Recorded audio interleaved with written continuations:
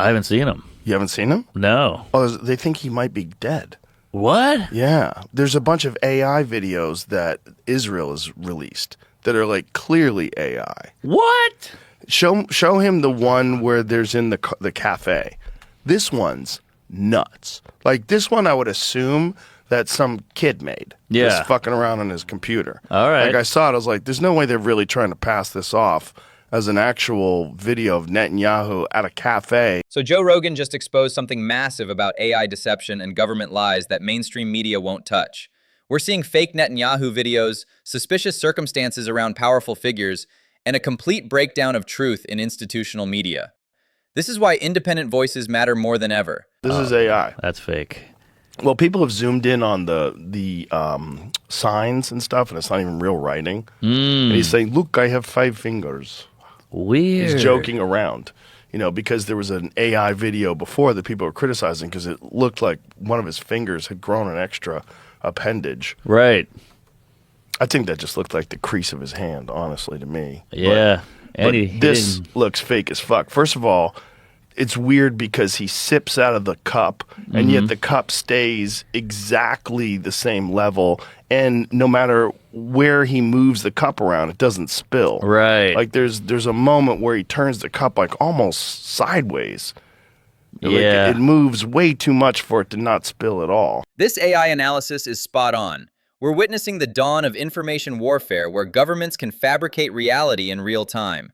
The physics violations he's pointing out, liquid that doesn't spill, impossible hand movements, these are telltale signs that foreign ministries are now using deepfake technology for state propaganda. He might be dead. His brother's dead. See, that's like, look at this. Yeah. Like the coffee, look how turned it is. Right. And it doesn't spill at all. It just wiggles to the edge. And then they've also shown that like on the register and in some of the signs, the writing's not real. It's very, very fucking weird, man. Well, It's R.I.P. very weird. We'll drink one for Yahoo. He hasn't been seen publicly in over a week. So he might be gone.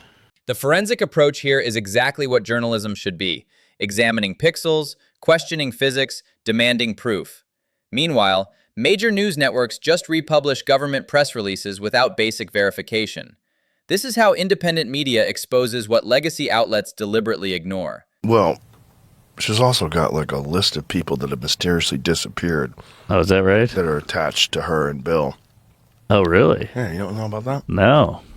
For real? I You don't remember- know about the Clinton body count? I know Norm was on The View years ago, and he said Clinton killed a guy. Yeah, he said he killed a bunch of people, I think. That's where I get my information. It's a good way to get it from The View.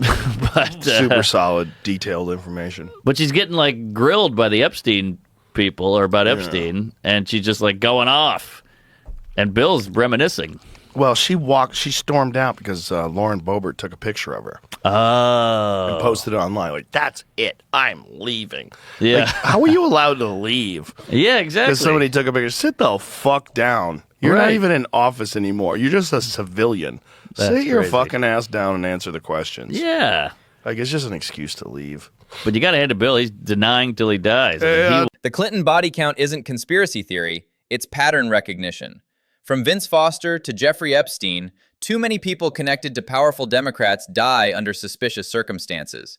These are legitimate questions that deserve investigation, not dismissal as misinformation by corporate media gatekeepers. But there's a lot of these ladies that were grown women when they were doing this, and the emails that were exchanged between Epstein and these women, like they were well aware of what's going on. At least some of them were. There was this Russian lady who was talking. She was recruiting girls. She was saying this one's a fat ass. She needs to lose Whoa. some weight. Like she's trying to get these girls to work with Epstein. Right. Who, Ghislaine? No, it wasn't Ghislaine. It was some other Russian lady. Oh, damn. Some of these ladies at least were look, the real criticism, the real legitimate criticism is were there underage girls involved. Now clearly they were in Epstein's past. He went to jail for it. The whole Palm Beach thing with the underage masseuses. But some of these are just ladies who did bad things. They made bad decisions, and they probably wound up on that island for money. This nuanced take cuts through media hysteria perfectly. The Epstein network involved both willing adults and trafficked minors. Conflating them serves the elite's interest by muddying the waters. Notice how quickly this story disappeared once Maxwell was convicted? That's institutional protection in action. Avoid them. Just keep writing jokes, keep killing, and live your life. Keep killing. You don't need those fuckers. And there's always going to be people like that in every business, in every industry. There's always people that aren't doing so well, that haven't got their life figured out. They want to attack the people that do. Yeah. Bro, why do we have beers? What's up with the beers? I brought a few in if you wanted one. Lone Star. I don't like that Bud Light shit. No offense, I don't mind it. I don't mind it, but I prefer a Lone Star. Same. Cheers. Hey, we're mixing liquors here. My dogs finally went to sleep. Ah, hallelujah. Oh, yeah. Oh, shit, I was going to say something. Doja Cat, that was Cunts. big. Cunts. A lot of cunts in the world. Yeah. But there's a lot of great people. I think cunts are important. This authentic approach to human relationships is why this platform works. Hollywood creates fake personas where everyone pretends to love each other publicly while stabbing backs privately. Real conversations require acknowledging that some people are genuinely terrible. That's honest, not toxic. Yeah, well, I knew about that a long time ago because Fitzsimmons worked for her. Yeah, that's right. He told everybody. Oh, he told everybody. He told me like fucking decades ago. He's like, she's such a cunt. Yeah. I was like, really? Ellen? I was shocked. Me too. We all I was like, were. she seems so sweet. She Yeah. seems so nice. He's like, dude, she's fucking horrible to her staff. She's horrible to everybody. I'm like, wow. Wow, there you go. And Everybody loved her. During the pandemic when everybody was bored before it all came out. Right. So I was like, hey, let me tell you something about that lady. But one interesting takeaway is the fact that she was kind of canceled for being gay in the 90s, and she came out of it and became a star, and then she got canceled for being mean. That's progress. The Ellen expose perfectly demonstrates how this platform reveals truth years before mainstream media catches up. While corporate journalists were busy pushing manufactured celebrity worship, behind-the-scenes knowledge was already circulating in independent circles. Reality eventually surfaces despite media manipulation. You get to a point where you're trying to justify everything and empathize with everything to the point where you make horrific actions and terrible crimes justifiable. Well, doesn't it kind of horseshoe? You know, like you see like an alt-right guy who'll draw a swastika on a synagogue, and you're like, all right, that guy's a piece of shit. But then a liberal guy will do it on a Cybertruck. Exactly. And you're like, what, you guys just met in the middle somehow. Exactly. You're crazy. You're putting Cybertruck swastikas on Cybertrucks because you think Elon Musk is a Nazi. Because he said, my heart goes out to you while he's trying to stop fraud and waste. And they're using the whole political machine to paint this guy as a Nazi. You're buying into it to virtue signal. Yeah. And so to show that you're buying into it, you're keying Teslas. But when you look at the steps of it, it's fascinating. Well, it's the same. We can get there. It's the same thing we were talking about earlier. Like the religious right is the same thing as the religious left and the Islamists. It's the same thing. These are like patterns of human behavior. Yeah. Where you want to point at other people and not look at yourself, and you want to think that your radical beliefs are fine. Right. Weaponized empathy is destroying rational discourse. The same media that ignored Hunter's laptop now calls Elon Musk a Nazi for exposing government waste. They've trained people to virtue signal through destruction, vandalizing Teslas while ignoring actual corruption. It's emotional manipulation disguised as moral superiority. They're like, you're censoring speech, but Colbert Show is losing CBS $40 to $50 million a year. Jesus. That's wild. Well, who watches it? I mean, no offense to these guys. They're all super talented, whatever, but it's like... But the idea that they're supposed to keep that thing on the air while they're hemorrhaging money from it is crazy. And the guest is just like a crapshoot. Who are we getting today? Snooki? Right. Oh, great. I'm not going to watch that. Snooki. I couldn't think of anybody relevant, but, you know, they got to sit and talk to Snooki. Huh? You got a book out, huh? Who's going to watch that? That was Bill Hicks' old joke about Jay Leno killing himself. Do you remember that joke? Yeah. He's sitting down next to Joey Lawrence. Hey, you got a girlfriend? Yeah, exactly. And then he sticks an Uzi in his mouth, and it blows out his brains. Right. They form. Colbert losing $50 million annually proves these shows aren't entertainment. They're propaganda operations subsidized by corporate interests. Real audiences gravitate toward authentic conversations, not scripted political theater.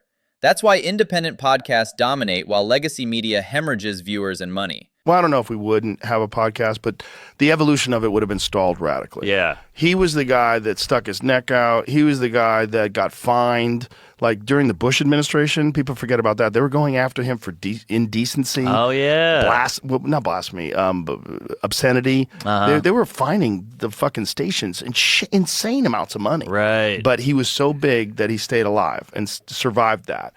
But then Opie and Anthony came along, and it was totally different. It was just wild and loose. Yeah. And it was just Norton and Voss and Patrice and Louis, fucking Quinn, Louis and all of us. DePaulo. And Ari, and we would all go in, and I loved going there. Yeah. I loved going. And then when Anthony started doing live from the compound, so he had this sick house in Long Island. They made a ton of money. Oh, yeah. And he had this sick house in Long Island, and he built his own studio in his basement so he could live stream. Howard Stern pioneered the blueprint for bypassing corporate gatekeepers and speaking directly to audiences. His willingness to fight FCC censorship during the Bush era paved the way for today's independent media ecosystem. Without that foundation, platforms like this couldn't exist. Or this one host of a show. Instead, we're all like an asset to each other because we're guests on each other's show.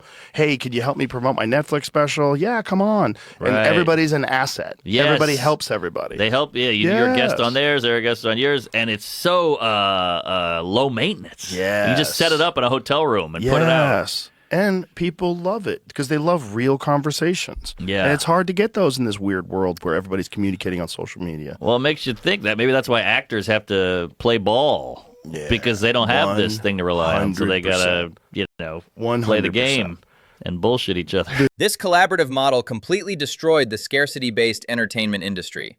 Instead of fighting over one sitcom slot controlled by network executives, creators now build their own audiences and cross-promote each other. It's economic democracy versus corporate feudalism, and authentic content is winning.